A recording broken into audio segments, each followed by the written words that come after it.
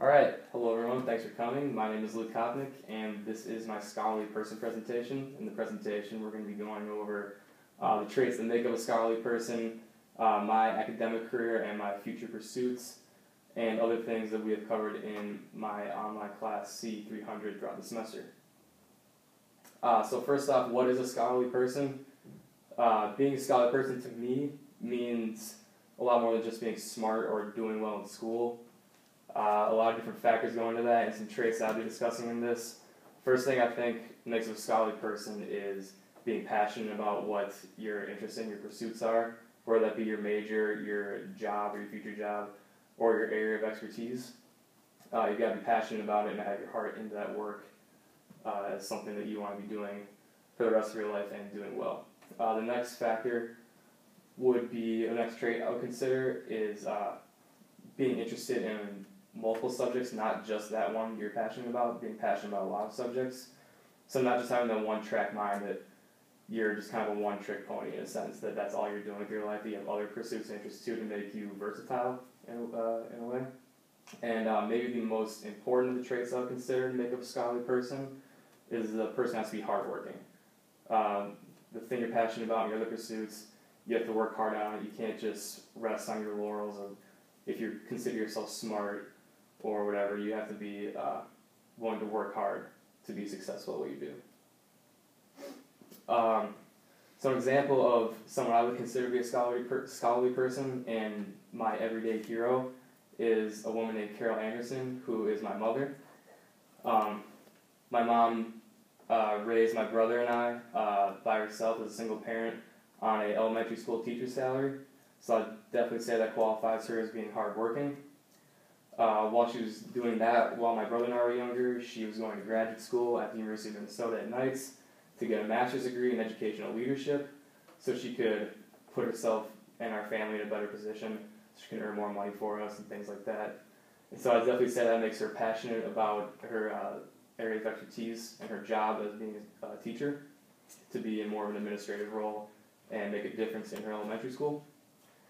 And she also, while she was at St. Cloud State, changed her major multiple times from education to something else and then back to education and finished up, obviously, as an elementary school teacher. So that shows that she's not only interested in education, but she's interested in many other subjects as well.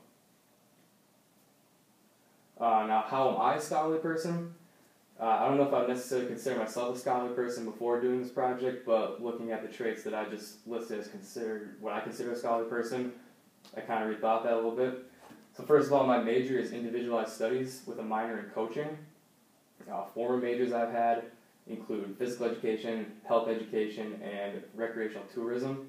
Physical education and health education are pretty self-explanatory, learning how to be a physical education teacher or a health teacher. And then recreational tourism is kind of like the business, administrative, and organizing of recreation events, whether it can be sporting events, outdoor recreation, therapeutic recreation, things of that nature. So it's more the administrative side of organizing events. So I've got experience in a lot of fields, showing that I'm a little versatile and interested in a lot of subjects, obviously. Really what I was looking for, I think, since I've switched majors so many times, is kind of a hybrid between all those. I like the subject matter of physical education, health education a lot, but not so much the teaching aspect.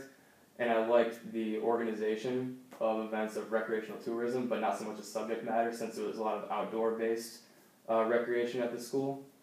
So people always ask me what I'm going to do with an individualized studies major, or even what it is, or what I would do with that.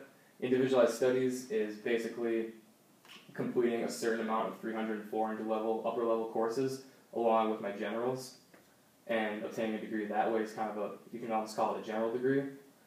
And so people ask me what I want to do with that is I want to go on and work in that hybrid that I wish this school had, which a lot of other schools have, and it's known as sports and athletic management. So the combination of Phi Health Ed and rec tourism major. So what I'm doing with that is, after I obtain my bachelor's degree in individualized studies, I have been accepted to graduate school to get a master's degree in sports and athletic management. And also with my coaching minor, I've had a lot of experience at the collegiate level in track and field and cross country, and I've expressed in other assignments that is what I want to do with my life. My ideal career would be to be a collegiate track and cross country coach. So with the coaching minor and being accepted to the graduate school, I've been in contact with the coach there, and he said that I can help out with coaching at the collegiate level with their team. So how my education has affected me socially, financially, and professionally. Socially, including my family, my friends have supported me throughout my whole process of deciding what I want to do with my life and my educational career. They might have questioned it at times, especially my mom with, what are you going to do with your life? But throughout the whole thing and every decision I made, they've been supportive.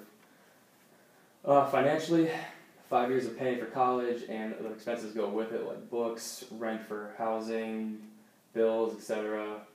Have definitely added up, but I've kind of supplemented that with part-time jobs, and some of those part-time jobs have actually gotten me some experience that has helped me get in the position I am with other endeavors. And professionally, educationally, I think that where I wouldn't be where I am now without the trial and error process that's kind of defined my academic career here. So it took 5 years, but I think I've kind of found what is going to make me happy for the rest of my life.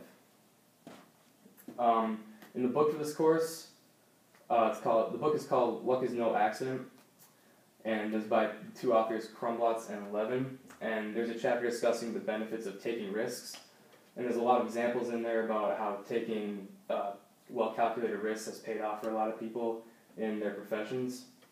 And so an example of this that relates to me would be my experience of walking onto the Monroe State cross-country team when I was a freshman here. When I first came here as a freshman, I wasn't planning on running in college, but one day I was out for a run around the lakes, and I ran into a member of the men's cross-country team who I recognized from the dorms, and we got to talking, and he basically said that I should try and walk on or try out for the team. Make a long story short, I ended up walking out and running on the team here for 5 years, and the experience of that throughout these 5 years has opened a lot of doors for me, experience-wise and networking-wise, to make connections with coaches, to kind of see if there's any jobs or positions out there, and that's what's ultimately helped me get in contact with the coach at the graduate school I'll be attending to, and have him allow me to help out coaching the team next year. Another chapter in Luck is No Accident, there are a lot of examples about people taking jobs that they didn't really know anything about, or weren't qualified for, or was an unfamiliar field. So it kind of plays into taking risks, but really just kind of, if you don't know it, just kind of figure it out as you go along, and that is really a good learning experience. And another example of that relates to me is my brother Ben Kopnick. Ben graduated with honors from University of St. Thomas with a degree in journalism, and he couldn't find a job to save his life. Journalism is kind of going, there's not a lot of jobs in journalism now because of the readily available information on the internet all over the place. So he couldn't find a job to save his life. So he's getting desperate and applied to basically anywhere he thought he could get a job, and took a job in a completely unrelated field, helping people with mental disabilities that have graduated high school, met the requirements to graduate high school, and are now trying to live on their own and hold a job all on their own. So he works in the facility that houses them in the complex that they all live together in, and then goes out onto the actual job site and helps them assimilate into the job and into their work environment.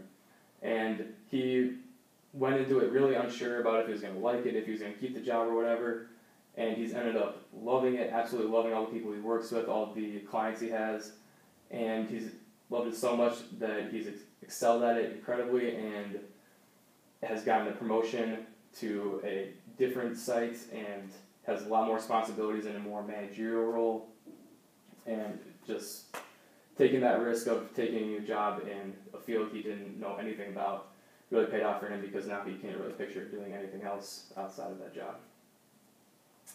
Now at the end of this presentation, does anybody have any questions about scholarly persons, myself being a scholarly person, or anything of that nature?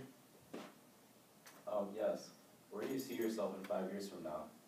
5 years, I'm hoping to have graduated from Gonzaga, where I'll be going to grad school next year. And hopefully either coaching at the collegiate level at Gonzaga or a different school, or working in some kind of sports-related field. Who knows if I get an internship in sports management at a sports entertainment company, some kind of professional or another college team in the athletic department. Just working in some of that kind of field, I know I'll be happy in. All right, thank you.